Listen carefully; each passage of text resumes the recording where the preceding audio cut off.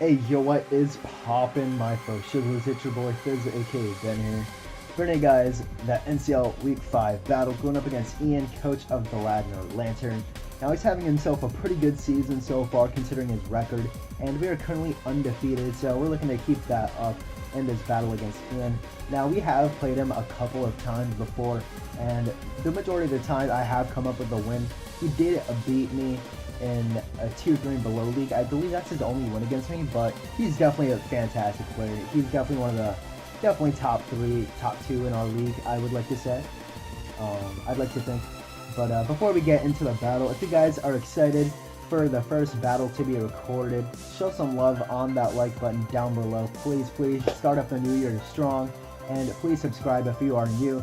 Again, trying to get to 200. I know we'll get it eventually this year, but it would be nice to get it sooner than later, you know. Excuse me. But yeah, man, if you guys didn't see the team builder, it was like the last video I ever recorded before the Showdown Live that I did before.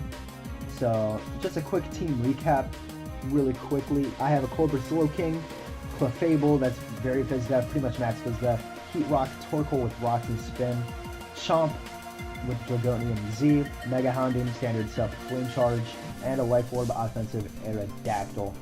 So pretty standard stuff. Now looking at his team right here, Garchomp looks like a phenomenal lead here. Like nothing wants to like take a hit from Garchomp here. And just looking at his team, I can tell that either the Pangoro or the Diggersby is Scarfed, and I thought that Diggersby would be the one that's more likely Scarfed, just because his team is pretty slow, relatively. Like, I know you have the Latias and Whimsicott, but when your fastest mine is 110 and it's a Mega, I don't know, it just seemed weird to me. And judging from all that, I felt like either the Diggersby or the Pangoro was the Scarfer. And he brought pretty much everything that I expected him to bring. So yeah, man, again, like I said before, I had no reason to not lead with the Garchomp, so that's what I'm going to lead with. As he does decide to lead off with the Whimsicott, and this is phenomenal here, because as you can see, he goes for the Moonblast. If you did not see my team builder, I'm just going to tell you right now, I'm actually calced to live a Moonblast from a Life Orb Whimsicott. So I know for sure that I'm going to live this easy. He actually got a low roll on it, but health in that respect didn't really matter. And I killed that with Poison Jab, which is so good for me, because that means Slowking he has really hard time breaking Slowking. As you go into his Diggersby, and I know at that point, alright, this thing is Scarf. As he goes into Entei, and my best switch in to this is Slowking, because it's very FizzDev. As he reveals Lava Plume, which is a very interesting set. Special Entei is really interesting here. As I Skull, because it's really free, chipping down the Tentacruel is going to be really good for my Houndoom. And as you can see, Shadow Ball does like 31, but it's racking up the damage with the Skull that I did earlier with the Burn. And this is exactly the reason why I have the Clefable. It has the Heal Bell on it, so I'm going to go for it right here as he decides to go into his Tentacruel. Now, I actually have Thunderbolt over Thunder Wave accidentally on my Clefable. It's supposed to be Thunder Wave, but I had no reason not to have Thunder Wave over Thunderbolt. As I burn and get the Pangoro on the switch, which is pretty big here. But you already know, there's a reason why you run Scald over something like Surf or Hydro Pump, is to get the burn, and there's always a risk when you switch in something on a Scald, and I was Colbert anyway, so I would have had 2 chances to get a Scald burn, which is really good for me. As he goes for the Gunk Shot and he misses it. Now, I was actually trying to switch out on a double into something like the Tentacle, which seemed like a pretty safe bet to me, but he instead goes for the Gunk Shot, and I actually avoid it. And this is actually pretty big, because I just get to fire off my Z move here, nothing switches in, and I just kill the Pangoro straight up. And I felt good using it there, because I didn't really feel like I could throw it off anywhere else, maybe on Entei, but I decided to keep Garchomp around just to better pressure the Tentacruel and the Entei better in the late game for my Mega Houndoom. As he goes for a Toxic, but I am indeed burned, so the burn actually helped me in this case over the burn, so I don't have to switch out every time on a Toxic. Now this is where it gets a little stally, so I'm going to put it on fast. I'm going to try to get a Depth Drop with a Shadow Ball. It is my way of breaking this Latias with Slowking at this point. And at this point, he doesn't seem to have Thunderbolt. He seems to have Mono Psychic, maybe like a Defog on this set. So yeah, this is going to get a little stally, trading Psychics and Shadow Balls. No Spadef drop on either of our ends. Of course, I do win the 1v1. I have a 20% chance. I have a 20% chance to drop the Spadef here. So yeah, it's on my side here. Now I want to be healthy in case he pulls out like the Thunderbolt that he's just revealing in the back for some reason. I do want to keep my Slowking healthy anyways for things like the Slowking, not the Slowking, the Tentacle Entei, stuff like that. So I just want to keep it at a good HP as we just keep playing this game. I'm so sorry for this, but you know, it's what I have to do, you know. It's how to win the game. So let me see how many turns this is going to keep up for. As he misses a Draco right there, it was a roll to kill actually, depending on investment. I don't remember if he was offensively invested or not, but I believe it was a roll to kill right there, and I slacked off there anyway. So it definitely sucked that he missed it. That was probably the biggest hacks of the game, quite honestly, because Slowking poses to be a big threat for his entire team. As I continue to get no Spadef drops on Shadow Ball, which is actually incredible. I think I've gone for like 15 of them and no Spadef drop, which is actually, it makes me cry. But we actually get it right here, and that's going to force him out. I think I go for the Scald here because I felt like he could go into the Entei, which didn't make any sense. So I should have just Side Shocked. I don't know why I went for Scald. But getting a burn on that would have been very good, but nope, he does not. Or I don't get the burn. As he goes back into Latios, and right now I'm focusing on just stalling this thing's Roost out, because I believe right now he has about 8 left, so I can easily stall it out. And I have more slack offs on him, and the fact that I take less damage than he does. So I'm really comfortable with making these series of plays. I go for the slack off here again, trying to keep my Slowking healthy. And I go into Houndoom because it's in range of a Dark Pulse. Now he just goes to the Draco. Now he did admit after the game that he was just trying to get a crit with the Draco. But when I played this battle live, I was like, how do you even do that? How do you even predict that right there? He didn't even, well, he did reveal Draco before.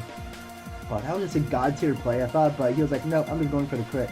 But you know what, Ian? I'm going to give you the props. That's a great prediction.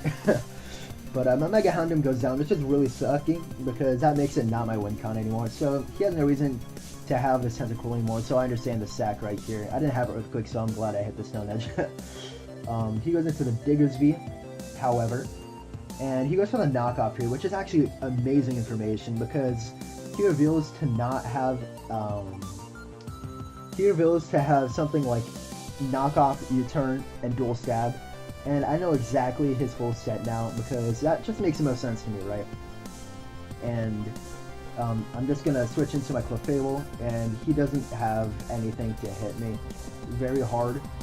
So I just go for the Moonlight here, and I do have a backup check to the Digger's V with my Slowking. As he goes into this and reveals a Calm Mind. Now this is really scary. I get on my rocks because I didn't think that Calm Mind would have meant anything. As I miss a Toxic here, which kind of sucked. But you know, a Torkoal at this point was very expendable as well, so I didn't mind it getting to low health. As I Fire Blast right here to connect. Excuse me. As Toxic wraps up on him, but I am unaware Clef. So having Thunder Wave on this thing would have been cool, except it had rest anyway, so didn't really matter that against a Toxic or anything. Maybe force him to rest earlier. But I just need to get my Garchomp in for free, and then this thing just dies.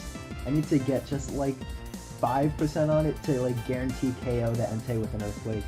I could also go into my Aerodactyl to just Stone Edge it, but that's more risky. And I do reveal that I'm unaware right there. And unfortunately, I do have Thunderbolt over Thunder Wave.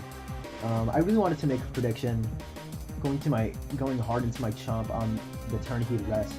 But I really did not want to risk him just going for Lava Plume, and I felt like the safest play was just to sack something. And I go into my Slowking for a resist at all.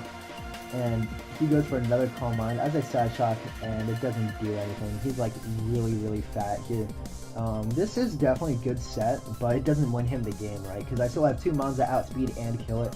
And he goes for the rest once again right here. Right there, I really wanted to go into Garchomp, but if he just Lava Plume there, I just lost the game. because I really need Garchomp for something like Diggersby. Even though it's Scarf at this point, I know it's Scarf. Even like before the battle, or during the battle, I knew it was Scarf. He goes into Entei here. Very, very interesting play, as I do decide to sack my Slowking, because it wasn't checking much anymore. Now that he switched out of his Entei, I can just revenge it with most of my Mons. Now, as we go, I get free range to go into my Aerodactyl as I Aerial Ace and kill it. So that's another kill for Spyro here, the GOAT. Now, at this point, I'm like, okay, I can just sack the Torkoal because I don't need it anymore.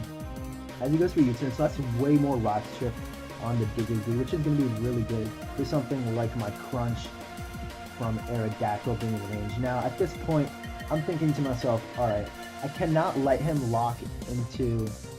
well, at this point, Diggersby can't kill Aerodactyl in any way, shape, or form, right? Because I think it's going to... It revealed Earthquake, or it should have Earthquake, U-turn and knockoff, right? And then the other move I imagine would be return, right? So he can't really touch my Aerodactyl, so I need to keep that alive and healthy to prevent my team from being swept by Earthquake. So that's exactly what I'm going to do. I'm going to sack my Torkoal right here. I don't care if it sets up once again, because I still have something about outspeeds. I miss a Fire Blast, doesn't matter. I'm going to kill it when I get in my Garchomp here. So I let Torkoal die. Didn't really do anything at all, as I just go into my Garchomp and Earthquake, and it's dead. Now, here is the interesting part. I'm just going to let this sack. I'm just going to let this die. I don't want anything else taking the hit. So he just goes for the Ice Punch here, as he does reveal the Ice Punch. So he's not Dual Stab, which is very interesting. But Clefable literally just 1v1 this all day, unless he gets a freeze or a crit. But I go for the Moonlight and it restores 75% of my health, because, or 2/3, whatever the number is, because I'm in Sun. As you can see, Moonblast does 2-shot this at that range. So Clefable finishes out the deal. I thought I played pretty well that game, sacking my Houndoom. It was a risky play, and I still feel like I support that play 100%. He just went for the Draco that turn for some reason. It ended up working out for him. He said he wanted to go for the crit, and he pretty much got him on out of it. So good plays on his end. He played pretty well. The hacks definitely sucked. The biggest hack was definitely the crit, or the miss on the Draco, on the Slowking. Everything else, maybe, like, switching in Pangoro on a Scald isn't really the best idea, quite honestly. So, and Scald is there to burn. It's the most broken move in the game. So, can you really fault me? But we are now 5-0 right now. GG's, Ian. It was a fantastic game. And next week, we are indeed playing my good pal. Who are we playing? Oh no, we're playing Jamesy. Alright, so we play Jamesy next week. Hopefully we can keep up our streak. Actually, no, I think we play Austin. It's either Austin or Jamesy, I'm sorry. But yeah, man, anyways, thank you guys so much for watching. It means the world to me. And like always, have a swell day. Peace.